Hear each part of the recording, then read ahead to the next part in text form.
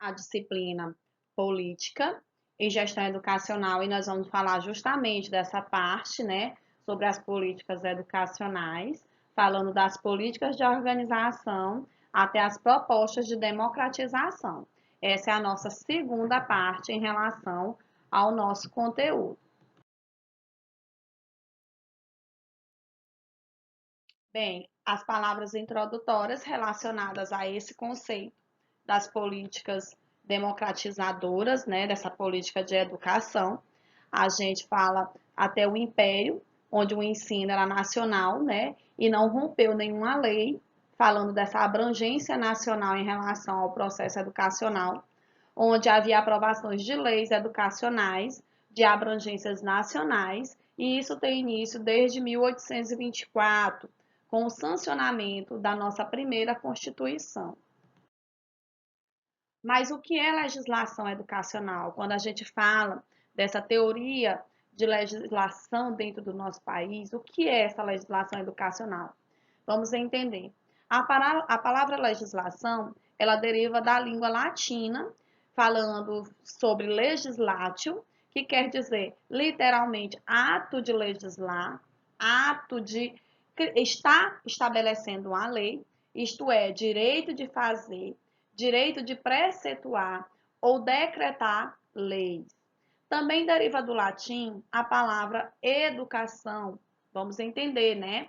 Por sua vez, está ligada aí do sere, onde vem do verbo composto, do prefixo ex, fora, mais do sere, que é conduzir e levar. Conduzir e levar alguém para fora, para os conhecimentos, para o entendimento, para criar pessoas, né, basicamente falando de pessoas em relação à educação, que consiga sobreviver em outros caminhos, que consiga entender que a educação é algo que vai fazer com que ela cresça. A história da legislação educacional brasileira, ela é propriamente dita e nasceu junto com a promulgação da Constituição Brasileira de 1934, em 16 de junho, pela Assembleia Constituinte, onde essa nova Constituição, na área da educação, era destinada à obrigatoriedade de se cumprir o ensino primário e era da competência da União para legislar sobre as diretrizes e bases da educação nacional. Está atuando dentro da lei, algo que seria obrigatório. A nossa Constituição já estava obrigando a ter esse cumprimento do ensino primário, do ensino gratuito, do ensino obrigatório. Após a queda da ditadura militar, em 5 de outubro de 1988, foi promulgada uma nova Constituição, onde era chamada a Constituição da República Federativa do Brasil, que vigora até os dias atuais, que é a nossa atual Constituição. Com relação à educação, os teóricos, os educadores e a sociedade em geral faz essa discussão sobre essas questões educacionais, que objetiva criar uma lei que durou 8 anos para ser implantada, cujo objetivo dessa lei é atender os anseios, os desejos da nossa sociedade. Então, essa lei educacional, ela tem um porquê. Ela tem um porquê estar atuando, mas ela, esses objetivos dela, levou 8 anos para ser implantado, para enxergar justamente o que é educação, o que a sociedade anseiava desse processo educacional, dessa Constituição, né? O autor Freytag, né? Freytag, ou Freytag, chamado, em 1980, no seu livro Estado e Sociedade, ele faz uma apresentação à história da educação em 3 períodos correlacionados a 3 modelos específicos da economia brasileira. Ou seja, o modelo era o modelo agroexportador, o de substituição de importações e o de internacionalização do mercado interior. Assim, eles eram divididos no primeiro período, em 1500 a 1930, abrangendo a colônia, o império e a primeira república, e o segundo período, de 1930 a 1960, aproximadamente, e o terceiro período, de 1960 em diante.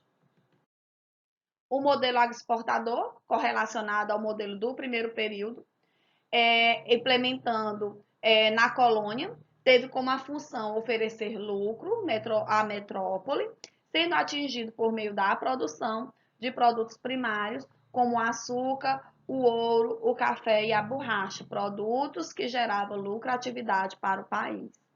A economia brasileira ela estava organizada para produzir e exportar gêneros de expressão econômica no comércio europeu. E o gênero de expressão econômica do comércio europeu, a política portuguesa objetivava o quê? Alcançar grandes lucros por meio da produção da colônia americana. A exportação dependia da oscilação do mercado externo, tá? Comprometendo o desenvolvimento econômico da colônia. Então, o modelo agroexportador, ele era um modelo que dependia muito do mercado externo para o desenvolvimento econômico. Mas o que é que isso tem a ver com a educação? Havia diversas formas de comunicação, havia diversas formas em que a colônia podia se desenvolver. E quanto mais se houvesse educação primária, o desenvolvimento educacional, né, os produtos poderiam ser transferidos para fora, né, exportado com maior facilidade, porque já havia uma comunicação mais robusta, uma comunicação mais acentuada, porque a população voltada à economia tinha uma educação mais favorável a fazer a transação desses negócios. Dando continuidade ao modelo agroexportador durante o primeiro período, houve uma estrutura social, e essa estrutura social, como sempre, ela era formada por escravos, trabalhadores, senhores de engenho, grandes latifundiários e os funcionários da coroa. A colônia, ela tinha um sistema educacional de elite e não havia interesse em ampliar a escolarização para atingir a classe subalterna, que era quem? Os escravos, os trabalhadores, os senhores, os engenhos, os grandes latifundiários, os senhores de engenho, os funcionários da coroa, eles não tinham interesse em abranger essa educação, a educação diferenciada, né, elitizada, conhecida. O sistema educacional, ele era organizado e era estruturado de forma excludente e de forma seletiva. Então, sempre a gente vem vendo essa educação pautada onde quem tem mais, tem mais, quem tem mais, tem mais educação, tem uma educação de qualidade, quem tem menos, tem que se satisfazer com o que é ofertado, né? Com o que tem para ele abraçar. Então, se abraça o que lhe cede, né? O que lhe resta, na verdade. Em 1808, com a chegada ao Brasil, a família real portuguesa, a educação na colônia passou por um período de desagregação e de decadência. Mas com a chegada de Dom João VI, modificou-se a política educacional, onde o governo português adotava uma relação ao Brasil.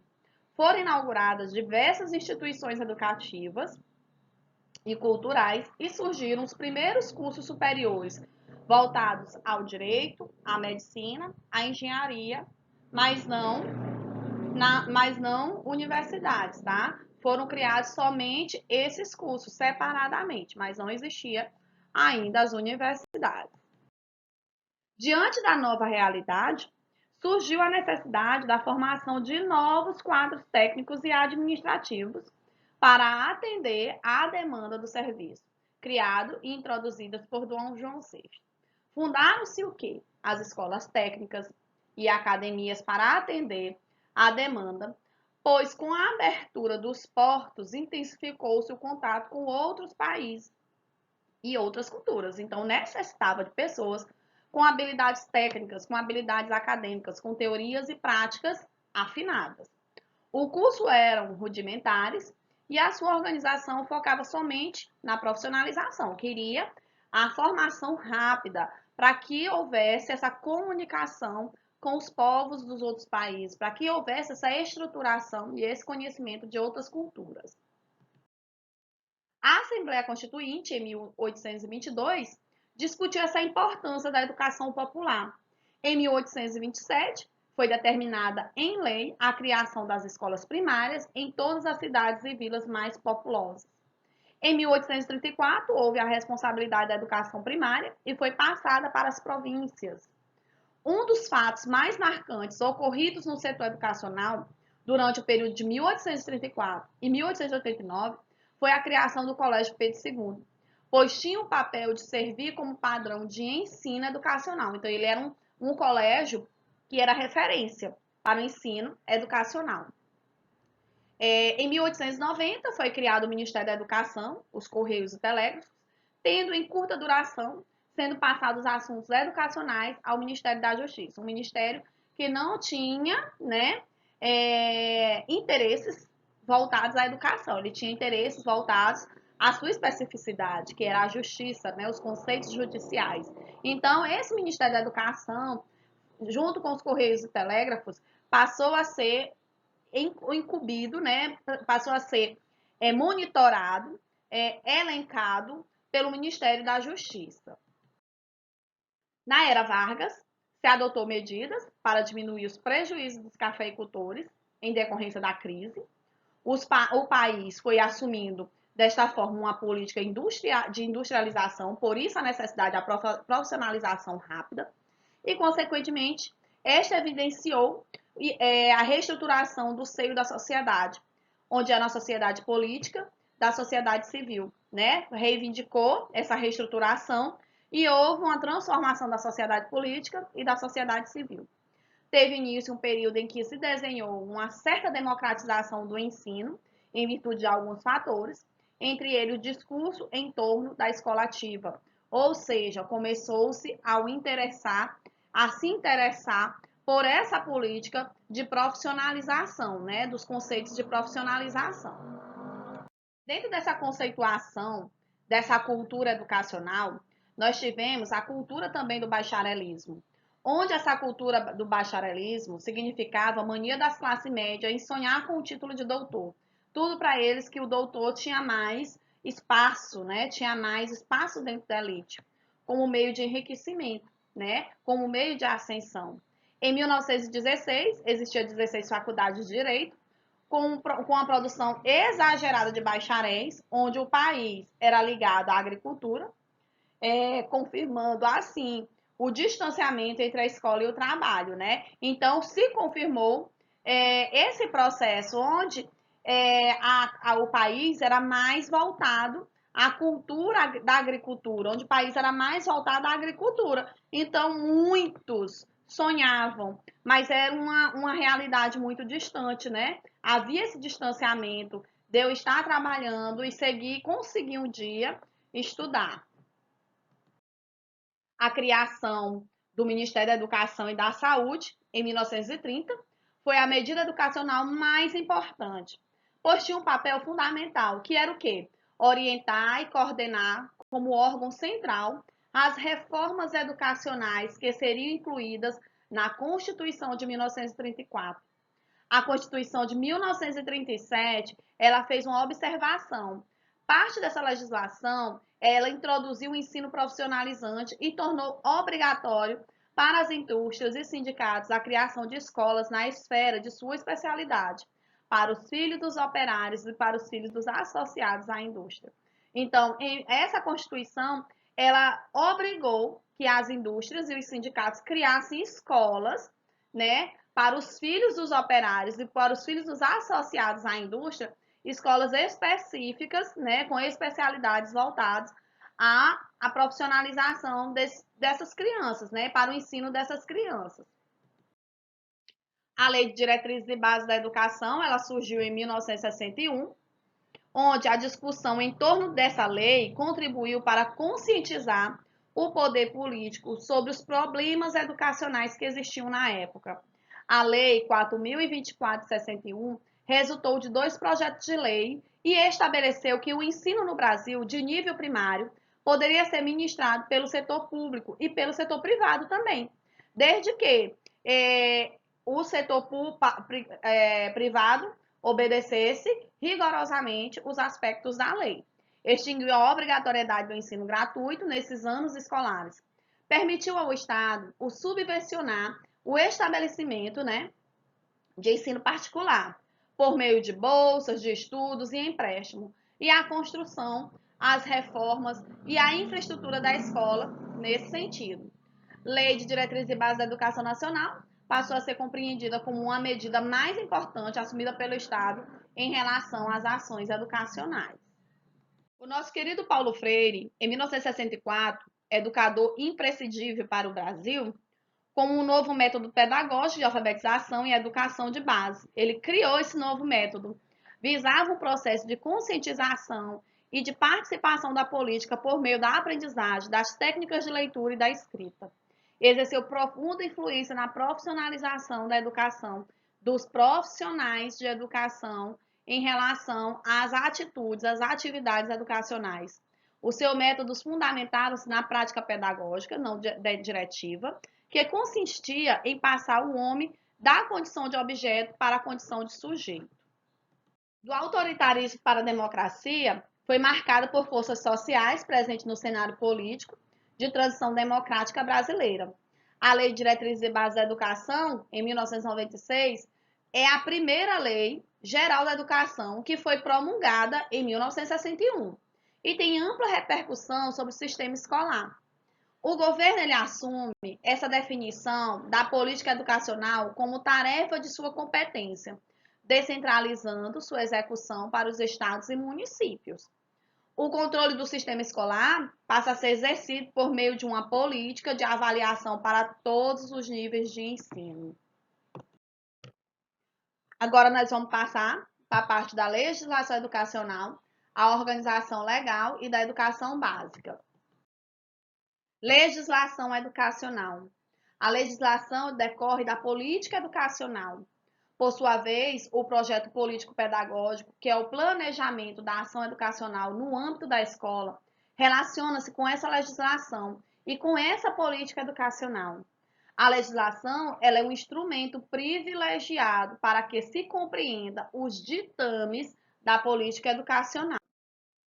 Essa conceituação de legislação refere ao conjunto de leis, tá? Que se destina a regular matéria geral ou específica. Assim é que temos legislação esportiva, legislação penal, legislação social e também a legislação educacional. Então, a legislação ela é um conjunto de leis, tá? Nós temos a legislação educacional, onde vai falar só sobre as leis educacionais e assim por diante. A legislação penal, a legislação esportiva, a social, os sistemas de ensino, os conselhos de educação e as políticas educacionais. Falar de sistema de ensino são os conjuntos de competências e atribuições voltadas para o desenvolvimento da educação, para o desenvolvimento da escola, que se materializam em instituições, órgãos executivos e normativos, recursos e meio articulados das respectivas esferas do governo, sendo ela nacional, estadual e municipal. O Sistema Federativo Brasileiro e a Educação. O regime federativo no Brasil surge com o Decreto número 1 de 15 de novembro de 1889, que também instituiu a forma republicana de governo. A consolidação desse regime veio com a Constituição Republicana de 1891. A Constituição de 1988 afirma que a República do Brasil está constituída pela união indissolúvel dos estados e dos municípios e do Distrito Federal, estabelecendo-se em Estado democrático de direito. A organização política administrativa da República Federativa do Brasil compreende a União, compreende aos estados, os municípios e Distrito Federal, todos de forma autônoma. Competirão à União as matérias de predominante interesse nacional, como, por exemplo, manter relações com os estados estrangeiros e participar de organizações internacionais. O que cabe a cada órgão, né? À União, ao Estado e aos municípios. O que compete a cada um? Cabe à União coordenar a política nacional de educação, fazendo o que? A articulação dos diferentes níveis, dos diferentes sistemas e exercer essa função de normatização, fazendo essa redistribuição, trabalhando com essa consciência redistributiva e supletiva em relação às demais instâncias educacionais. Também cabe prestar assistência técnica e financeira aos estados, ao Distrito Federal e aos municípios para o desenvolvimento dos seus sistemas de ensino e o atendimento prioritário à escolaridade obrigatória, exercendo a sua função redistributiva e supletiva. Cabe aos estados definir com os municípios formas de colaboração na oferta do ensino fundamental para assegurar a distribuição proporcional das responsabilidades de acordo com a população a ser atendida e os recursos financeiros disponíveis em cada uma dessas esferas do poder público. Compete ao município oferecer educação infantil, em creches e pré-escolas, e com prioridade o ensino fundamental, sendo permitida a atuação em outros níveis de ensino somente quando estiverem atendidas plenamente as suas necessidades na área de sua competência e com recursos, claro, acima dos percentuais mínimos vinculados pela Constituição Federal, a manutenção e o desenvolvimento do ensino. A Constituição Federal, ela é a principal fonte, gente, onde emana normas gerais para a estruturação do sistema educacional, compreendido em seus 3 níveis, que é o Estado, que é a União, que é o Estado e que são os municípios. Abaixo da Constituição Federal, a gente tem a LDB, né, a LDBEM, a Lei de Diretrizes e Bases da Educação Nacional, que foi aprovada pelo Congresso Nacional e ela foi sancionada pelo presidente da República em 20 de dezembro de 1996. A Lei Federal 9.394 veio a ser a segunda LDB que o país conheceu. A LDB prevê a existência de órgãos normativos dos diferentes sistemas de ensino. No âmbito da educação, né, no âmbito da União, há o Conselho Nacional de Educação, chamado de CNE, criado pela Lei Federal número 9.151 de 95, vinculado ao sistema, né, ao Ministério da Educação, o MEC. Nos estados, a gente tem os conselhos estaduais de educação e nos municípios, há a possibilidade de uma organização dos conselhos municipais de educação. Esta possibilidade pode decorrer do dispositivo constitucional que, pela primeira vez em nossa história educacional, instituiu a figura de Sistema Municipal de Educação. Nos municípios, a gente tem a possibilidade de uma organização desses conselhos municipais, quando há essa necessidade. O papel do Conselho Municipal de Educação, chamado de CMES, né? CMES, participar da formulação da política municipal de educação e acompanhar e exercer o controle social e execução dessa política. Atuar na defesa dos direitos da educação, principalmente dos direitos da educação municipal, elaborar normas complementares como órgãos normativos do Sistema Municipal de Educação. O Conselho Nacional de Educação, entre outras atribuições, interpreta o que dispõe em 92 artigos da LDB. Os atos normativos do Conselho Nacional de Educação são produzidos na forma de resoluções e pareceres, que necessariamente devem ser apreciados pelo Ministério da Educação quando serão homologados ou não. Trata-se de um órgão colegiado integrado por 24 conselheiros, distribuído em 2 câmaras, na Câmara de Ensino Superior e na Câmara de 17, Educação Básica, chamada de SEB, e da Câmara de Ensino Superior, chamada de SES.